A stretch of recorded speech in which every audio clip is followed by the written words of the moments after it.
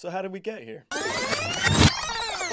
Customer called us out today because I noticed their door was not closing evenly. Found that the operating cable has cut itself through that pulley. That spring is still fully extended, so this is gonna have to get cut in order to get it down.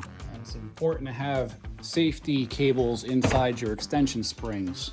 When they break under tension, they hit back really hard. And now that that's all taken care of, we're gonna do a full rebuild with our WhisperTech hardware. So all the old parts, all new pulleys, cables, rollers, safety cables, and springs. Let's see how it sounds. Very nice. On to the next one.